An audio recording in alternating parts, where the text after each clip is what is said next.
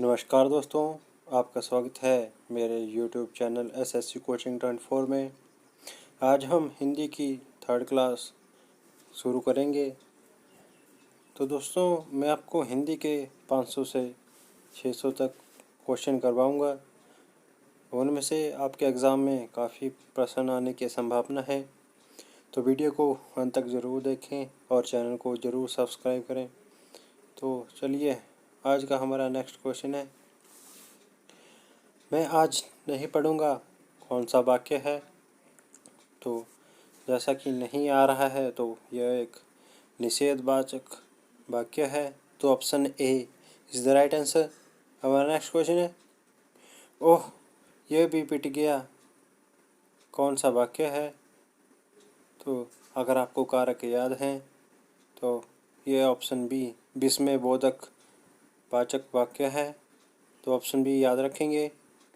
हमारा next question है, यदि तुम चलो तो मैं भी चलूँगा, कौन सा वाक्य है। तो इससे आपको एक संकेत का पता चल रहा है, तो यह एक संकेतवाचक वाक्य है। Option C is the right answer. हमारा नेक्स्ट क्वेश्चन है, तुम अपने काम में सफल रहो, कौन सा वाक्य है। तो आपको इससे पता ही चल रहा है कि कोई इच्छा कर रहा है अपने काम में सफल होने के लिए। तो ये इच्छावाचक वाक्य है। ऑप्शन ए, इसे याद रखेंगे।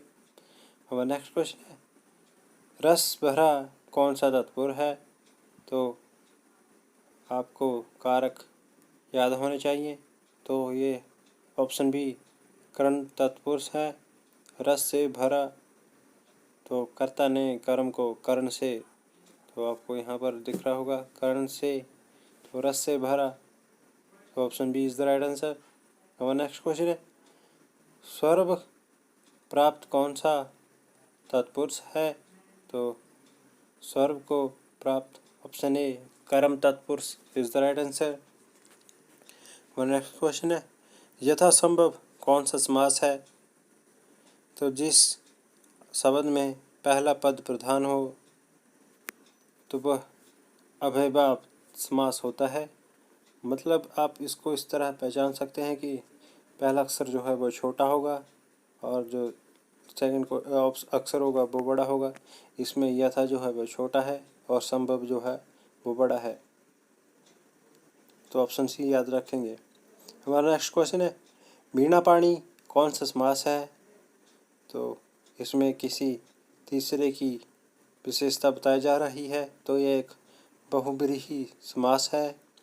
हमारा नेक्स्ट क्वेश्चन है, द्विअन्य कौन सा समास है। तो मैंने आपको पहले भी बताया था, जिसमें कोई संख्या आए तो वह द्विगु समास होगा।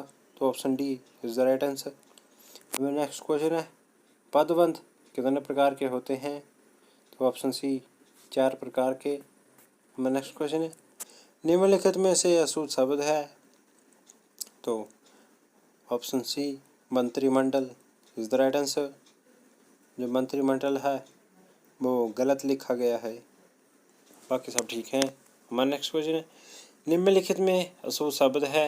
तो ऑप्शन ए साप्ताहिक गलत लिखा गया है, साप्ताहिक ना होके साप्ताहिक होता है।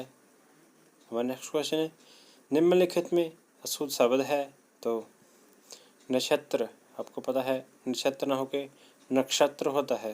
तो option D is the right answer. हमारा नेक्स्ट क्वेश्चन है, निम्नलिखित में से आ का पर्यायवाची शब्द नहीं है। तो पिफ्तगा is the right answer. Option D is the right answer. हमारा नेक्स्ट क्वेश्चन है, निम्नलिखित में से इच्छा का पर्यायवाची शब्द नहीं है। तो यातना is the right answer. Option C is the right answer.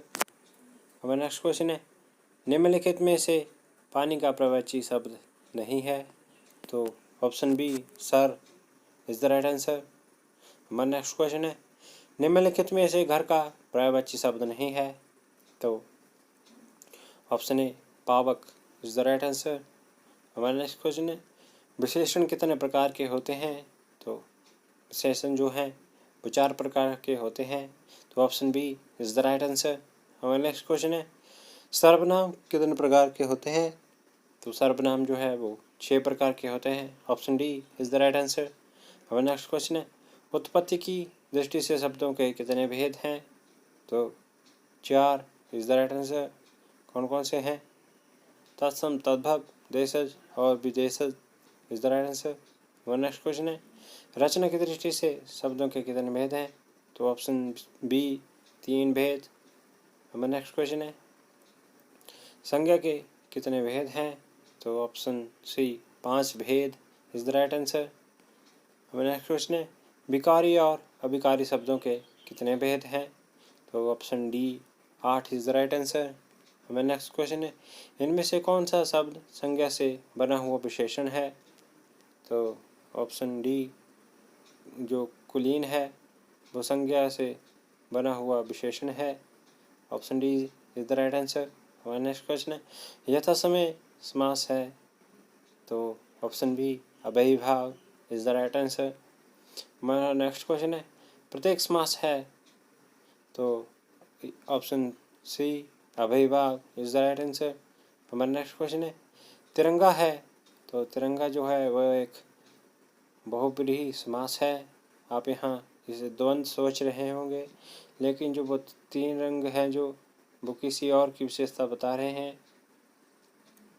तो वो 3 रंग हैं वो तिरंगे की विशेषता बता रहे हैं। तो option B is the right answer.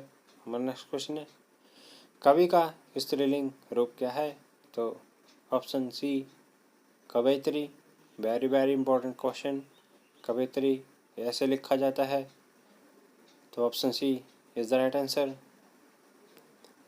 सूर्य का स्त्रीलिंग रूप है? तो ऑप्शन डी सूर्य इज द राइट आंसर। हमारा नेक्स्ट क्वेश्चन है, पेड़ से फल गिरा इस वाक्य में किस कारक की विभक्ति है? तो वो किसी से अलग हो रहा है, पेड़ से अलग हो रहा है, तो इसमें अपादान विभक्ति है। तो option B is the right answer. तो दोस्तों आज के पार्ट में इतना ही, बाकी नेक्स्ट क्वेश्चन अगले पार्ट में। तो वीडियो को लाइक करें और चैनल को ज़रूर सब्सक्राइब करें। धन्यवाद। जय हिंद, जय भारत।